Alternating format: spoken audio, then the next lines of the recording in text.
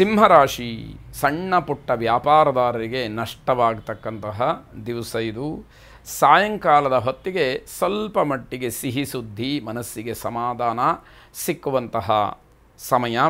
ಕೆಲವು ಅನುಮಾನಾಸ್ಪದವಾದಂತಹ ವಾತಾವರಣ ನಿರ್ಮಾಣವಾಗುತ್ತೆ. ಯಾರ ಜೊತೆಯಲ್ಲೋ ಮಾತಾಡ್ತಾ ಇರ್ತೀರಿ, ಅಲ್ಲೇನೋ ಅನುಮಾನ, ಇಲ್ಲ ಮನೆಯಲ್ಲಿ ಇನ್ಯಾವುದೋ ಸಂದರ್ಭ ಬರುತ್ತೆ, ಅಲ್ಲಿ ಅನುಮಾನ. ಹೀಗೆ ಅನುಮಾನಗಳ ಒಂದು ಹುತ್ತ ದಟ್ಟವಾಗ್ತಕ್ಕಂಥದ್ದು, ಅದರಿಂದ ಮನಸ್ಸಿಗೆ ಬೇರೆ ಬೇರೆ ಆಲೋಚನೆಗಳು ಬರುವಂಥದ್ದು, ನಿರ್ಧಾರಗಳು ಬದಲಾಗುವಂಥದ್ದು, ಹೀಗೆ ಮನೋವಿಕಾರಗಳು ಆಗುವಂಥದ್ದು ಎಲ್ಲವನ್ನು ನೋಡಬೇಕಾಗುತ್ತೆ.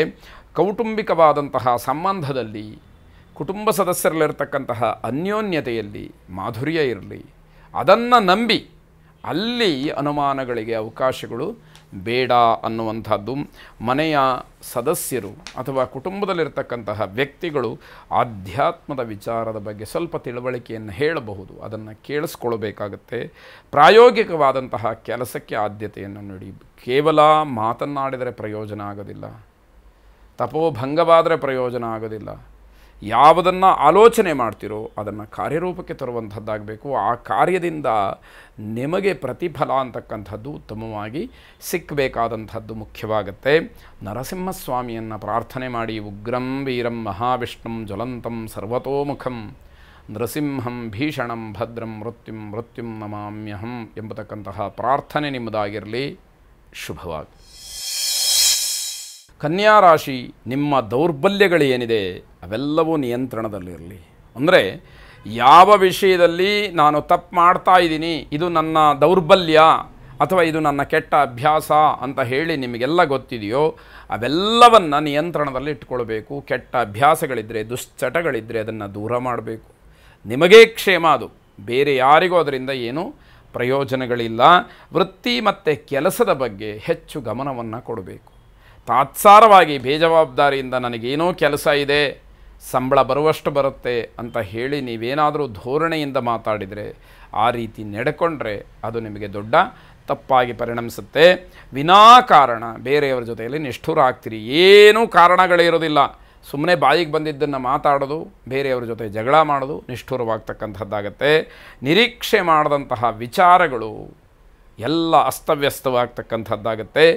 ಬೇರೆಯವರಿಂದ ನಿಮ್ಮ ಒತ್ತಡಕ್ಕೆ ಸಹಾಯದ ಭರವಸೆ ಸಿಕ್ಕುತ್ತಷ್ಟೇ ಹೊರತು ಯಾವುದೇ ರೀತಿ ಸಹಾಯಗಳು ಆಗದೇ ಇರುವಂಥದ್ದು.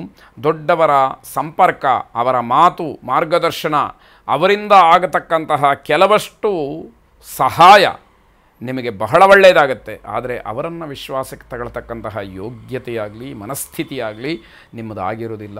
ನಿಮ್ಮದೇ ಆದಂತಹ ರೀತಿಯಲ್ಲಿ ವರ್ತಿಸ್ತೀರಿ. ಅದೆಲ್ಲ ಕೈ ತಪ್ಪಿ ಹೋಗುವಂತಹ ಸಾಧ್ಯತೆ ಹೆಚ್ಚಾಗಿರುತ್ತೆ.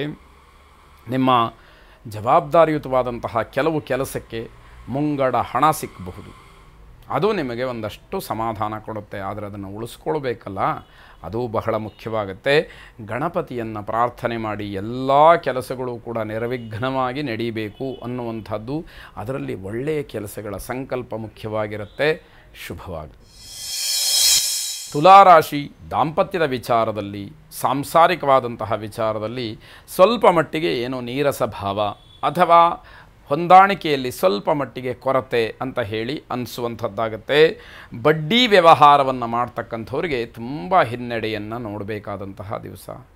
ಕಾನೂನಾತ್ಮಕವಾದಂತಹ ವಿಚಾರ ನಿಮಗೆ ಎದುರಾಗುವಂಥದ್ದು, ಕಾನೂನನ್ನು ಮೀರಿ ಮಾಡತಕ್ಕಂತಹ ಕೆಲಸಗಳೆಲ್ಲ ತೊಂದರೆಗೆ ಕಾರಣವಾಗತ್ತೆ ಅಂತ ಹೇಳಿ ಆ ವಿಚಾರ ಸ್ಪಷ್ಟವಾಗ್ತಕ್ಕಂತಹದ್ದು.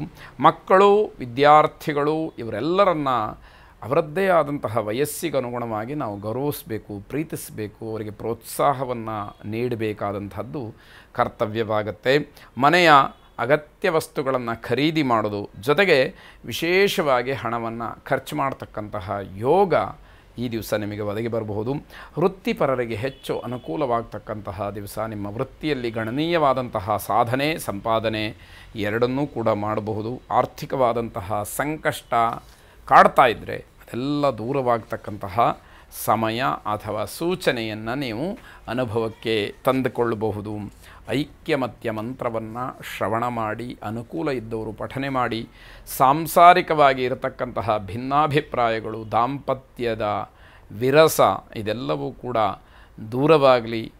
ಐಕ್ಯಮತ್ಯ ದಂಪತಿಗಳಲ್ಲಿ ಸಂಸಾರದಲ್ಲಿ ಇರಲಿ, ಶುಭವಾಗಿ.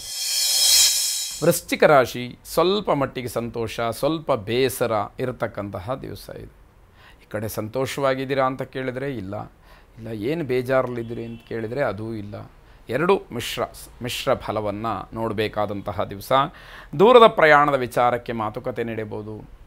ಸುಮ್ಮನೆ ಪ್ರವಾಸಕ್ಕೋಸ್ಕರನೋ ಅಥವಾ ಮನಸ್ಸಿಗೆ ಏನೋ ಒಂದು ಬದಲಾವಣೆ ಬೇಕು ಅಂತನೋ ದೂರಿಗೆ ಹೋಗುವಂತಹ ಯೋಚನೆಗಳ ವಿಚಾರ ಬರುತ್ತೆ. ಆಹಾರದ ಬಗ್ಗೆ ಜಾಗ್ರತೆಯನ್ನು ವಹಿಸಿ. ಆಹಾರದಲ್ಲಿ ವ್ಯತ್ಯಾಸಗಳಾಗತಕ್ಕಂತಹ ಸೂಚನೆ, ಅದರಿಂದ ಸ್ವಾಭಾವಿಕವಾಗಿ ಆರೋಗ್ಯ ಕೆಟ್ಟು ಹೋಗುವಂಥದ್ದಾಗತ್ತೆ. ನಿಮ್ಮ ಅಭಿಪ್ರಾಯಗಳಿಗೆ, ನಿಮ್ಮ ಮಾತಿಗೆ ಮನೆಯಲ್ಲಿ ಬೆಲೆ ಸಿಕ್ಕುವಂಥದ್ದು, ಮನ್ನಣೆ ಸಿಕ್ಕುವಂಥದ್ದು. ನೀನು ಹೇಳಿದ ಮಾತು ಸರಿಯಾಗಿದೆ ಅಂತ ಹೇಳಿ ಅದನ್ನು ಅನುಮೋದನೆ ಮಾಡ್ತಕ್ಕಂಥದ್ದು ಕೆಲಸಗಳಾಗತ್ತೆ. ವಿದ್ಯಾಭ್ಯಾಸದಲ್ಲಿ ಸ್ವಲ್ಪ ಅನನುಕೂಲವಾಗ್ತಕ್ಕಂಥದ್ದು, ವಿದ್ಯೆಗೆ ಅಡ್ಡಿಯಾಗುವಂಥದ್ದು. ಕಷ್ಟಪಟ್ಟು ಪ್ರಾಮಾಣಿಕವಾಗಿ ಮತ್ತೆ ಆ ಪ್ರಯತ್ನವನ್ನು ಮಾಡಿ ಆಗುವಂತಹ ತೊಂದರೆಗಳನ್ನು ಸರಿಪಡಿಸ್ಕೊಳ್ಬೇಕಾದಂತಹ ಸತ್ಸಂಕಲ್ಪ ನಿಮ್ಮಿಂದ ಆಗಬೇಕು. ಅಧಿಕವಾದಂತಹ ಖರ್ಚು ನಿಮ್ಮನ್ನು ಕಾಡುವಂಥದ್ದು, ಅದನ್ನು ನಿಭಾಯಿಸ್ತಕ್ಕಂತಹ ಶಕ್ತಿ ಇರುತ್ತೆ. ಆದರೆ ಆ ಕ್ಷಣದಲ್ಲಿ ಏನೂ ತೋಚುವುದಿಲ್ಲ ಅನ್ನುವಂತಹ ರೀತಿಯಲ್ಲಿ ಆಗುತ್ತೆ. ಸರಸ್ವತಿಯನ್ನು ಆರಾಧನೆ ಮಾಡಿ. ಸರಸ್ವತಿ ನಮಸ್ತುಭ್ಯಂ ವರದೇ ಕಾಮರೂಪಿಣಿ ವಿದ್ಯಾರಂಭಂ ಕರಿಷ್ಯಾಮಿ ಸಿದ್ಧಿರ್ಭವತು ಮೇ ಸದಾ ಎಂಬತಕ್ಕಂತಹ ಪ್ರಾರ್ಥನೆ ನಿಮ್ಮದಾಗಿರಲಿ. ಶುಭವಾಗಿ.